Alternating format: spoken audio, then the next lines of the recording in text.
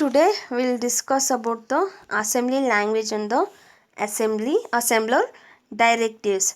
So the programming language written using a mnemonics like move, add, etc. with some rules is known as assembly language. The mnemonics like add, subtract, move we use that is called a mnemonics. So the program which is written using this mnemonics is an assembly language program. Okay, assembly language is converted to machine language by the assembler. Machine language means zeros and ones. So the assembler converts this assembly language into a machine language. Assembly language is not case sensitive. Not case sensitive means no difference about the uppercase and the lower case. It is not case sensitive. We can write in a small lower case letters also or uppercase letters also. So in assembly language, instruction has two parts, that is opcode and the operand. So opcode means the operation we need to perform, that is called an opcode, that is move, add, subtract, store. These are all the opcodes and these are the operands, that is we register our some memory location also we use location A, location B, or registers, special registers we use that were the operands. Okay, so this is an assembly language. So assembler directives. So assembler directives means assembler directives are the non-executable statement. They are not the instruction like move, add and so on. So assembler directives are the non-executable statements. They are not the instruction. But this assembler directives is not an instruction, but these directives instruct the assembler to perform the particular task. So it doesn't just it instructs the assembler to do some particular task. It is not an instruction. It is a non-executable statement. Assembler directives. Let's see some of the assembler directives are equate, origin, data word, reserved, end, return. These are the different assembler directives. Let's see one by one. So equate EQU directive is similar to define directive of a high level language, that is we define a hash define pi 3.0 hash define we use same like in our assembly language we use the EQU. EQU means it equates that is nothing but equal to, that is hash define pi 3.14. This directive replaces pi with an 3.14 where pi is written in a program. So means assigning pi is equal to 3.14 or sum is equal to 2000. Assigning that is an as this equate for that we use this EQU assembler directives, that is sum EQU 2000 means in this EQU directive instruct the assembler to replace sum with the 2000 wherever it finds the sum. Wherever it finds the sum mnemonic, it will replace with the 2000 value. Okay, next is data word. Data word directive instruct an assembler to place a specific value in the memory location. To place some specific value in the memory location, we use the data word.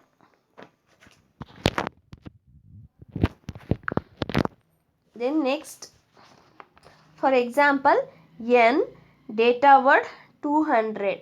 200 is placed in a memory location n. To place some data to the memory, we use the data word directive. Okay, next is origin. So origin directive instruct the assembler to move to a particular location. It instructs the assembler to move to a particular location.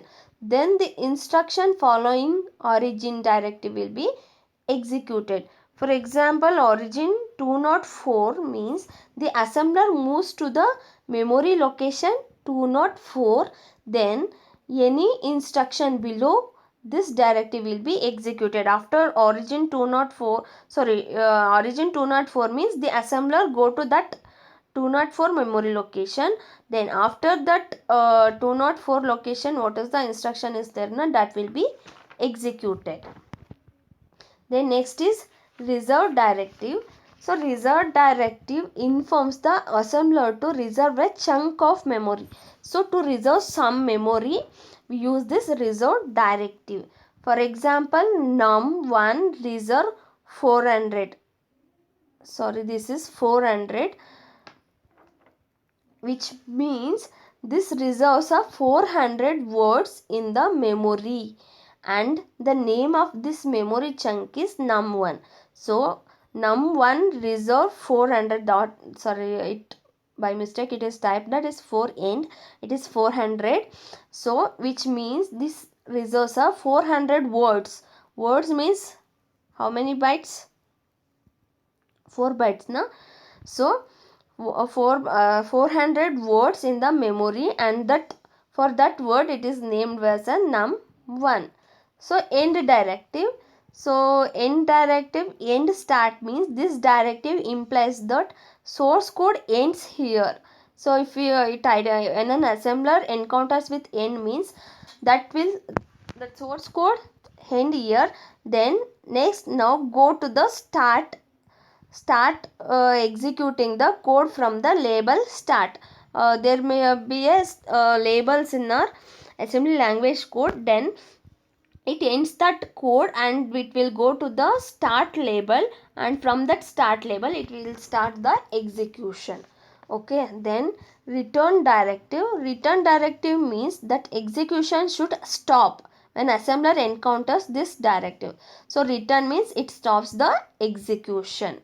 Okay, these are the different assembler directives. Let's see next some conditional codes. So processor has special register called status register or conditional code register.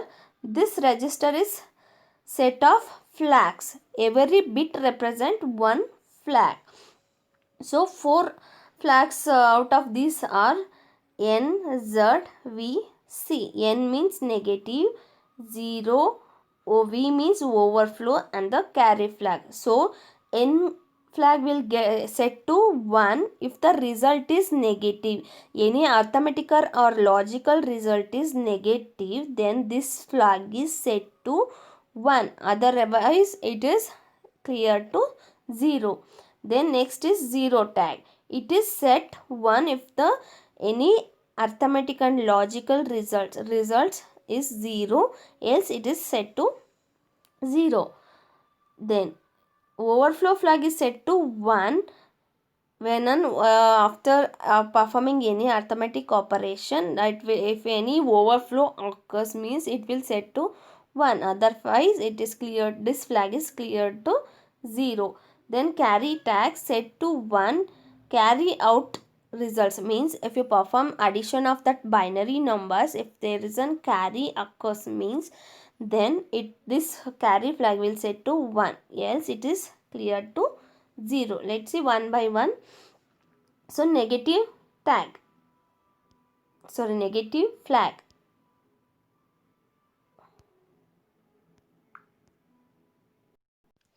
So this flag will be set if the result of arithmetic operation or logical operation results in negative value. Consider for example here. So consider the memory location lock. This lock has the value 0. It is having the value 0, 0. This lock has the value 0, and here we are moving that 0 location lock value to R1. So 0 it will be, that is R1 having the 0 now. Then loop. Loop means we use the for loops like in same way you use the loop label. These are called the labels. Okay, so decrement R1. So if you decrement that is R1 having what, 0 now. So if you decrement R1 means it will become -1. That will be result in a negative value. So in that time that negative flag is there, na n flag will be set to 1. If any result, if arithmetic operation or logical operation results in negative value means it will set to 1, otherwise it is set to 0. Okay, next is 0 flag. This flag will be set to 1 if the result of arithmetic or logical operation results in a 0. For example, consider same example, that is, consider the memory location having the lock value not 0, consider it having a value 0, that is lock having the value 2. So let's consider move location r, sorry, move lock comma r1 means that is 2 values copy to what, r1, then decrement r1. So decrement r1 means it will become 1 now. Then branch it checks the condition is true, it will go to a loop. Branch statement, it checks the branch statement. If it is greater than 0 means it will go to a loop. Okay, if the condition is true means it will go to loop, otherwise it will go to the next statement. Know that if condition and all, like same wise it branch condition is used in a what, assembly language. So loop means again decrement r1 by 0, that is r1 becomes 0 now. So r1 is 0 means it will result in a 0 value. The result of this is 0. So in that time that 0 flag is there na, it will set to 1, that is that tag is set to 1, otherwise it will set to 0. Okay, next is a overflow flag. An arithmetic overflow occurs when the MSB is a most significant bit. This is an MSB bit. This is an LSB bit. Okay, MSB most significant bit of two numbers are the same and MSB of an answer is different.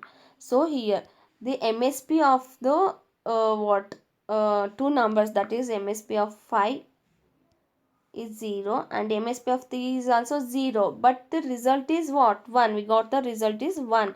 This then an arithmetic overflow occurs when MSP of the two numbers are same but the MSP of the answer is different, that is 1.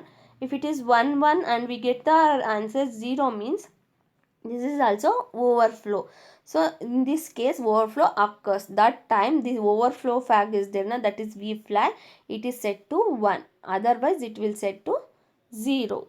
This is overflow flag. Then carry flag. If there is no space on the last bit then it is known as carry. So after you performing addition of binary numbers, so 1 1 is 0, then 0 1 1 is means if you add two numbers means 1 1 means 0 carry 1, then 1 1 again 0 carry 1, 1 1 0 carry 1.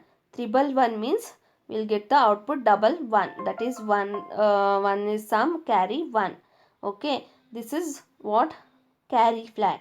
So we got 4 bit numbers, we get the 5 bit output means a carry is occurred. So if there is no space for last bit, this is last bit is no space na, so for last bit then it is known as a carry. This is a carry. So if at all carry occurs then this carry flag, C flag is there na, this C flag is set to 1, otherwise it is set to 0. This is a carry flag. This is about conditional codes.